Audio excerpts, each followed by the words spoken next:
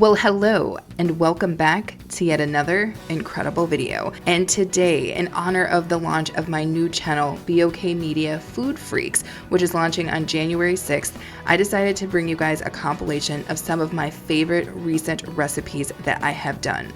This is that video to have you sitting back thinking about what you're about to eat, okay? So without further ado, let's get into it. Now today, we were tasked with using one item 3 ways, and I chose hummus. Well, that's right, you guys, hummus. Now, I don't know what I'm gonna do with this, but I'm pretty sure it's gonna be cool as heck. Now, what am I gonna do with this chocolate hummus, y'all? What am I gonna do? I guess you guys will have to just hang out and see what we're gonna get into. Let's jump into it. So for my very first recipe, I am going to be making deviled eggs, and I will be using that roasted garlic hummus in order to do so. And this recipe, like all of the recipes in this video, are super easy. So I'm just gonna let you sit back and watch. And if you have any questions, make sure to put them in the comments.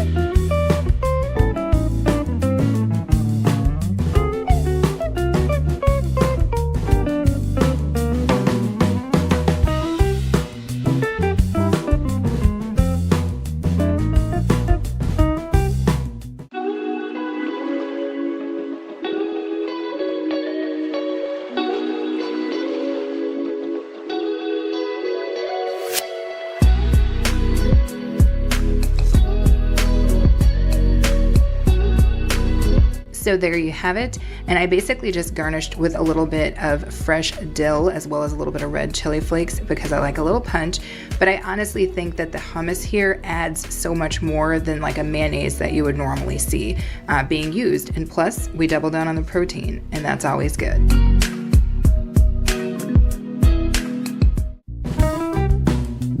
So for my next recipe, I am doing pasta salad because why not? It's entertaining season and pasta salad is always a good choice. But in this case, I'm doing it with a twist.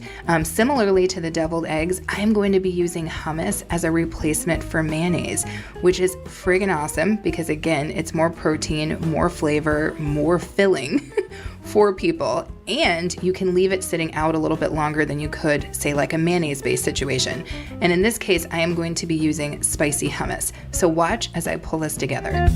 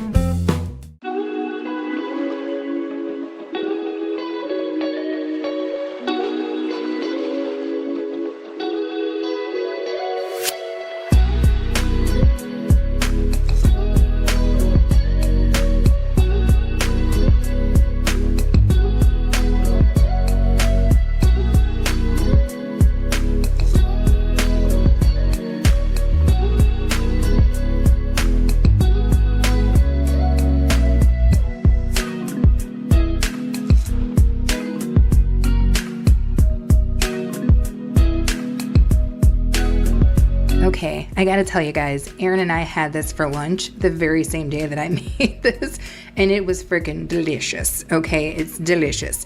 And again, so much more filling because of the fact that we are using that hummus, which is basically just beans, so that's gonna be a little bit more filling for you. Let me know in the comments if you guys are gonna be trying this one out.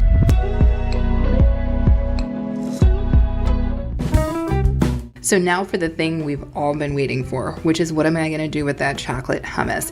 Well, it came to me to turn it into a mousse. It was something that my mother used to do all the time during the holidays. And I figured, hey, I'm gonna fold it into some whipped cream, and you guys will watch this. I'll add just a little bit of orange liqueur because my mother used to add brandy to theirs. It's not enough to get anybody drunk. It's just enough to add a little flavor. and then I'll serve her up and you'll see what she looks like. I'll let you guys watch as I pull this together.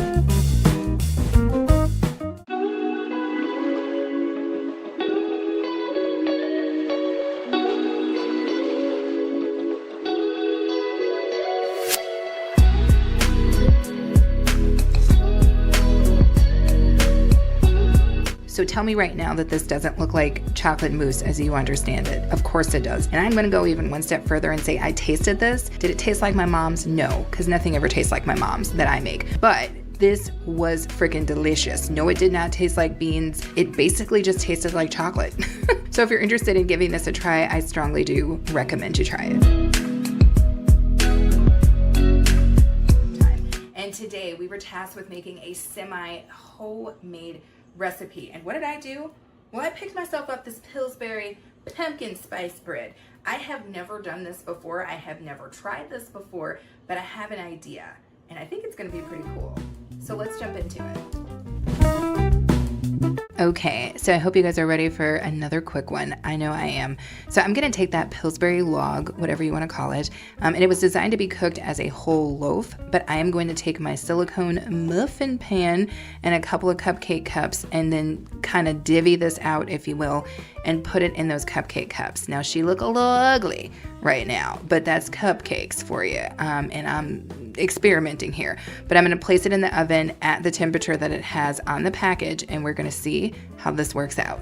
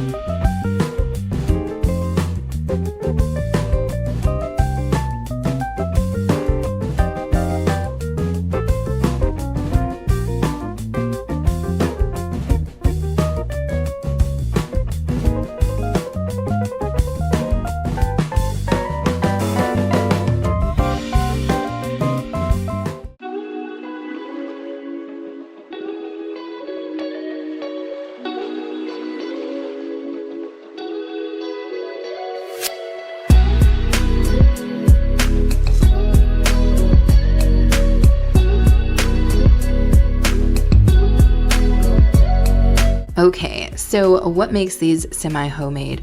Well, for one, you guys saw me bake this, and that works. Second, I piped down that frosting and I cut that cookie in half, okay? So for anybody who would see this at my house, they would just think that I made these delicious pumpkin cupcakes. And that's the magic of semi-homemade. Just put in a little bit of work and it goes a long way. And today we were tasked with bringing you a delicious party punch. And I'm ready, you guys. You guys know I will pull a punch if I will pull nothing else. And I've got, 2 interesting ingredients. I can't wait to see how I'm gonna use them. Let's jump into this.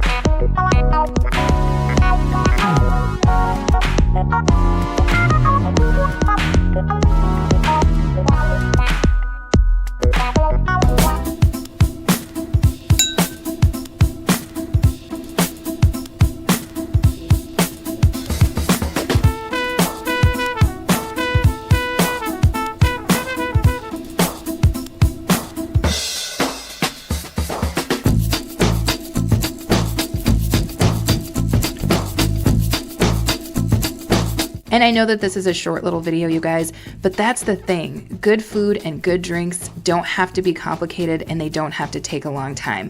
They just have to be what? Good. We are going to give you guys, what's that? A nice, delicious soup. And what have I got here in front of me? I've got a can of panko. What does panko have to do with soup? Well, something. And you're about to see what. So let's get into it.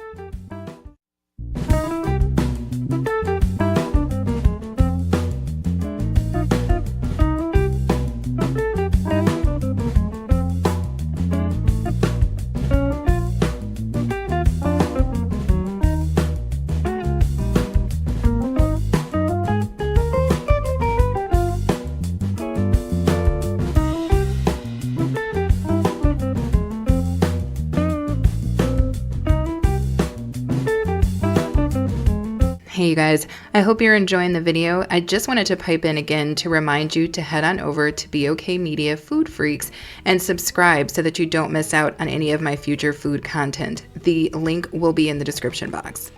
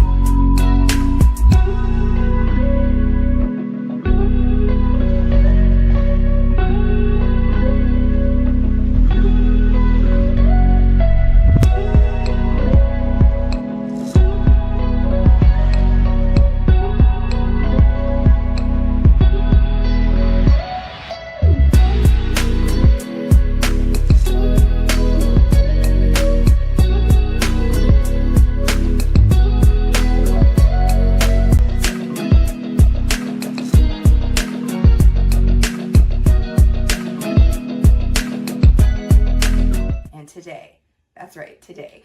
We were tasked with making homemade pizza. Now, if you've been on the channel for a while, you've seen me make several pizzas, and you know that I'll take it all the way down to a homemade crust. But this time, I'm gonna take, what's that? A little bit of a shortcut, boom, to bring you guys a delicious pizza recipe that you're going to love. So let's get into it. So I'm going to start off by using this pre-made pizza crust that I love, and I picked this up from Walmart, and it is a thin pizza crust, but it is perfect for this. And I'm going to go ahead and get it rolled out and then trim it up so that it fits my board and the size of what I want my finished pizza to be.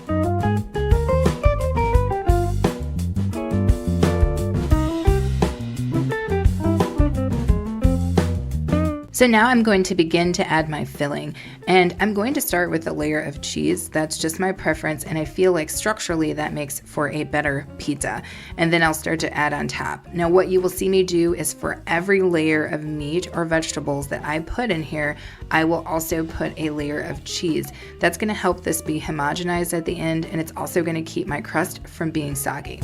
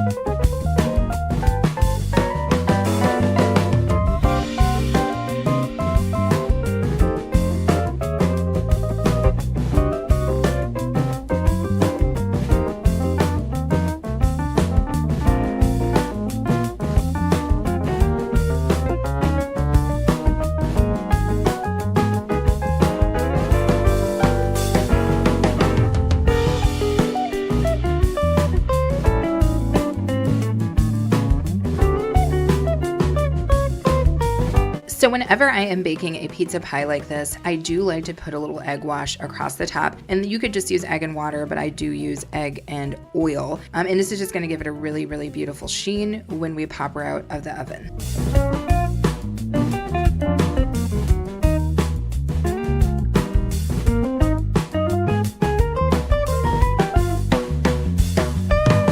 So I'm going to go ahead and pop this in a 400-degree oven and leave it in there for about 20 minutes or until the top is brown.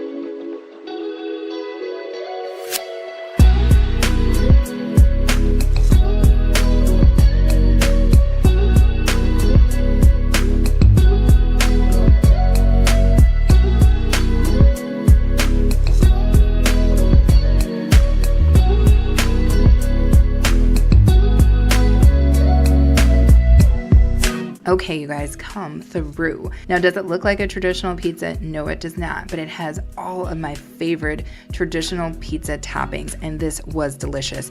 Obviously, I served it with a little bit of red sauce for dipping on the side, and Aaron and I had this for lunch, and it was delicious. I highly recommend giving this a shot.